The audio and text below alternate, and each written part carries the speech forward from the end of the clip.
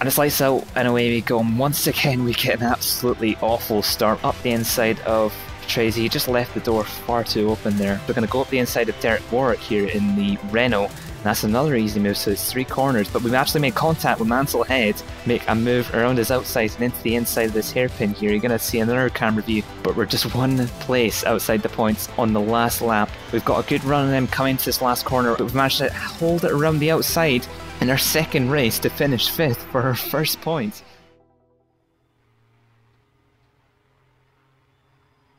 Hey guys, Mac here and welcome back to the Ayrton Senna career mode on rFactor. We're here at the next round of the championship in Zolder for Belgian Grand Prix. Now first off, I'd just like to apologise because this episode's a wee bit late. It's about 3 to 4 weeks late, and that's because I've been very busy in my life and these episodes take absolutely ages to edit as well as to actually record the footage. But anyway, we're going to go out for practice as usual. Just revving the engine a little bit. We're going to turn to the right here. Now at first I don't really like this circuit. I just felt I didn't have that great a flow and the corners just felt quite, they didn't feel that good, but as I sort of went round it a bit more, I sort of warmed to it. But we're on a lap here in practice. We've got a little bit wide through that right-hander, coming under the bridge now along this back straight here. We're coming into a tight chicane in 2nd gear, clipping the curbs there nicely, and the 3rd curb there actually just span our car right the way around. I'm not sure what happened there. I think the car just got beached on the curb. We just took too much curb. You're going to see a replay of it here. Coming into the chicane, we go over the 3rd chicane and the car just spins and we get a little bit of suspension damage off the wall, but nothing too bad. But we're now in qualifying. We're in the last sector of the lap. We're coming through these double right-handers, clipping the apexes nicely. We've gone a little bit wide there and we've gone on the throttle and our car's almost lost it. We almost went into the wall there. But it just shows that if you push a little bit too hard in this circuit, you're going to go off. There's not a lot of runoff in this circuit either, so you pay for your mistakes. We're on another lap here and we've gone on the curb there and we've spanned the car right the way around, more than 360 degrees, and we've gone through the catch fencing a bit. But yeah, it just highlights if you go on the curbs as well, your car will spin. So the curbs are pretty deadly as well, so it's not a very forgiving track. But we're on another lap now. This was our quickest lap that is going to come up. I'm going to show you the onboard of it as well as the offboard shots, so I hope you enjoy.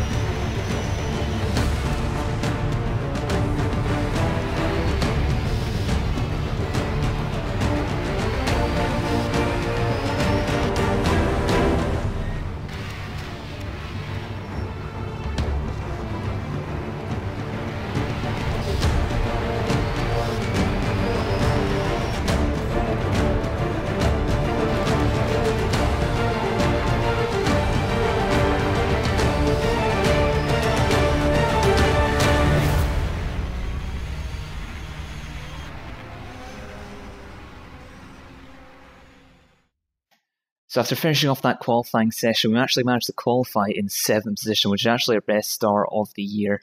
In theory, we should get a better start off the line since we're on the clean side of the grid, but I don't know about that because our starts tend to be pretty awful from the last 2 races in the season. I actually managed to qualify, out-qualify 2 big names there, Niki Lauda and Keke Rosberg, 2 world champions there.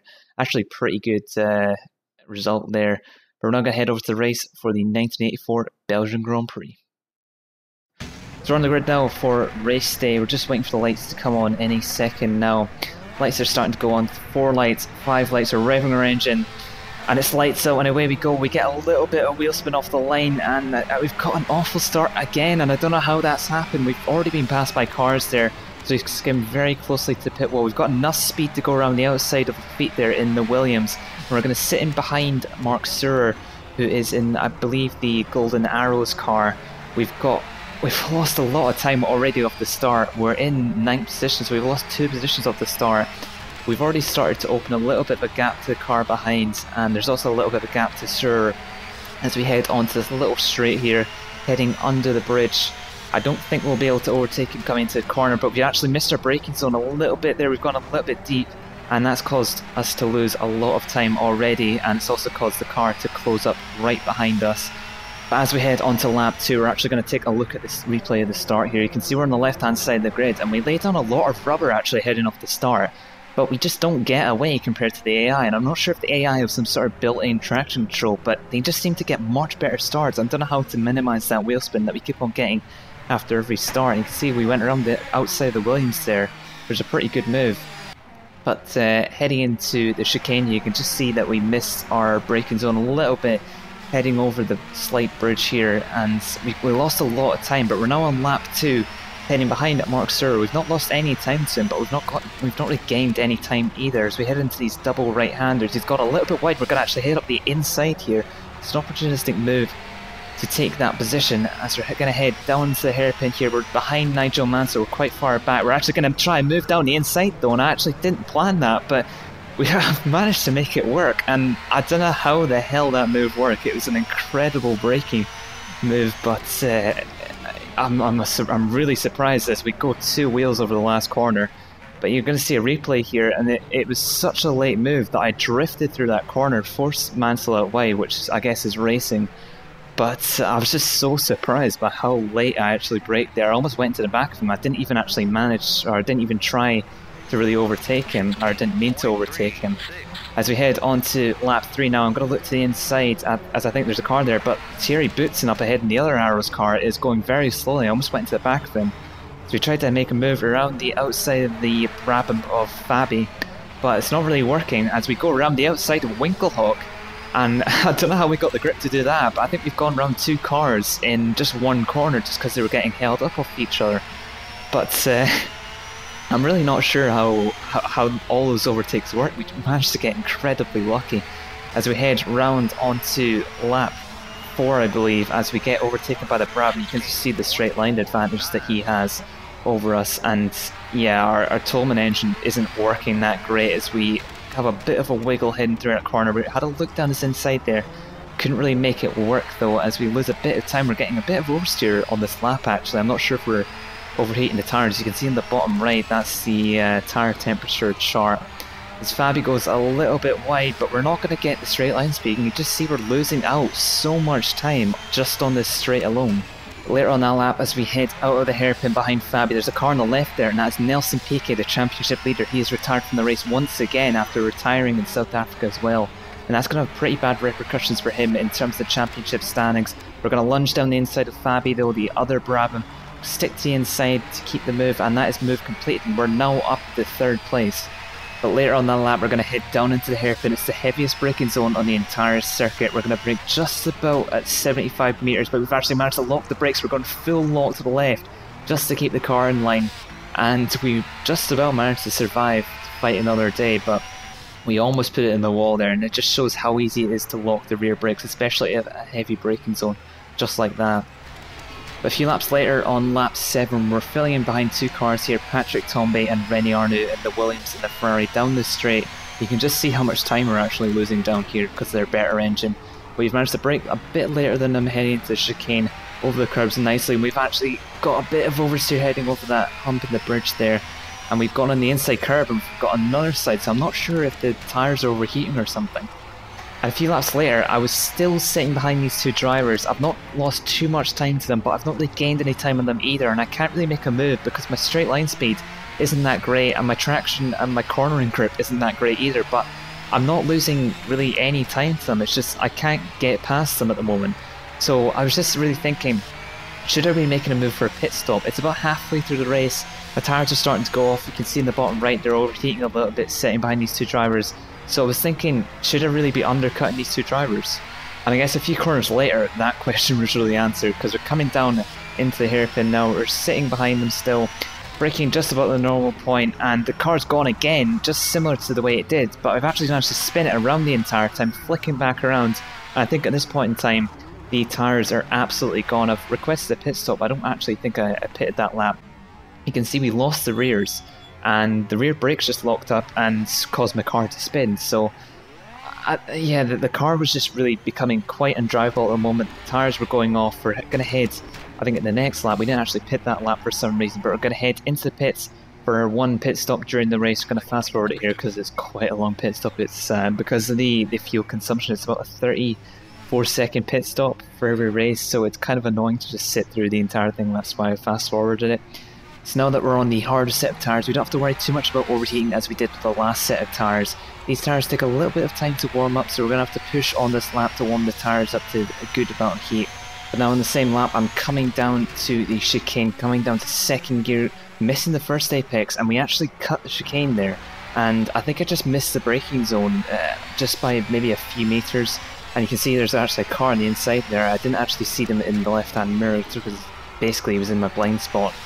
And a few corners later, we're going to brake at the 75-meter mark. We've actually missed the braking zone though, and it was weird though because the brakes just didn't seem that effective. Either we didn't put enough brake pressure down or something, but the brakes just didn't really work for that corner. You can see here, I include this replay not because of the fact that it went off, but because of that car basically owns the wall. I found it pretty funny in the editing. Heading down to hairpin again though. A few laps later, not too many problems. The rears are locking up a little bit, but there's a front wing on the racetrack. I'm not sure which car actually that front wing came from, but someone's had an incident there, probably contact with another driver. Coming through the last chicane, there's a few drivers in the pits as you can see ahead. We're currently in 8th, but we should be able to get past a few drivers for position. And we've actually managed to come out in 4th position, so we could actually get our first podium here. But you can see from off-board shots, we're getting absolutely hounded by our old nemesis, Elio De Angelis, in the last few laps. He's trying to make a move down the inside, but we've got traffic in front of this. These aren't cars racing for position, these are actual drivers getting lapped. We'll go up the inside of the car there, but we need to get past the Tyrrell of Stefan Balov. We can't do it into this hairpin here. You can see the car behind us is actually holding up De Angelis quite well, but in the last few laps, we could get our first podium here. If a car ahead drops out, which is highly likely in the last few laps, we could get our first podium, which is pretty incredible considering it's only the 3rd race of the season. So just 3 laps to go of this race. Elio De Angelis is about 1.8 seconds behind, so we're having to push very hard just to keep that gap. I know that at the moment my car isn't that quick, but you can see there's a car off to the left, and it's Patrick Tombe, and he was actually in 3rd, so we are promoted up to 3rd place in the race, and it's actually pretty incredible. We're in 3rd, and with just 3 laps to go, we could be on for our first podium. Just depends on how quick De Angelis is in catching us. The gap's about 2.3 seconds at the moment, and I'd have to say, at the moment, this is probably the hardest I've ever pushed in the series so far. I was just pushing to get this podium. I just wanted the podium. I don't really care if I didn't get the win or if I didn't get 2nd. I just wanted to be on that 3rd step, and I'm pushing extremely hard just to keep De Angelis behind. He's got a much quicker car, but he had a bit of trouble actually trying to get through that traffic, which hindered him a little bit. You can see at that hairpin there, I got a bit of opposite lock. We can see ahead there's a bit more traffic, and you can see the gap to De Angelis is just 1/10. So he's managed to claw back a 2-second gap within about 2 laps, which means that he's pushing quite a lot as well. You can see on the main straight, you can just see the gap to him, and he's absolutely on our tail. With 3 cars ahead of us, we're going to make a move up the inside of lap traffic there. They're not letting us pass, so we've got to make the move ourselves. But we're still sitting behind the 2 cars ahead of us. These cars are both laps, so they should really be letting us pass. I was thinking about trying a stupid move down the inside there, but I didn't really want to risk it because I'm in such a good points position at the moment. I don't want to crash out of the race on the last lap. We're heading down the chicane now, turning in slightly, and there's been contact there between us and De Angelis has cut the corner, and I'm not sure if it wasn't really legal, especially as he hit us out the way, but our car is damaged, and that's probably thrown away 3rd place. If we can get the car to the end, we can get 4th place definitely, but it was contact there. I'm not sure if he went to the back of us, or I'm not really sure to be honest what happened, or whether the lapped car really hit us. But I think there's been a crash up ahead, there's been a collision, and the 2 lap cars have hit each other going into that short chicane. We might be able to make a move in De Angelis, but I don't think we're actually close enough. If we didn't hesitate there going through the crash, we possibly could have caught De Angelis, but in the end we're shaking our wheel in frustration. We missed out on 3rd, but in the end It was a solid 4th place, and I can't really, I'm a bit disappointed with that finish, but points are points.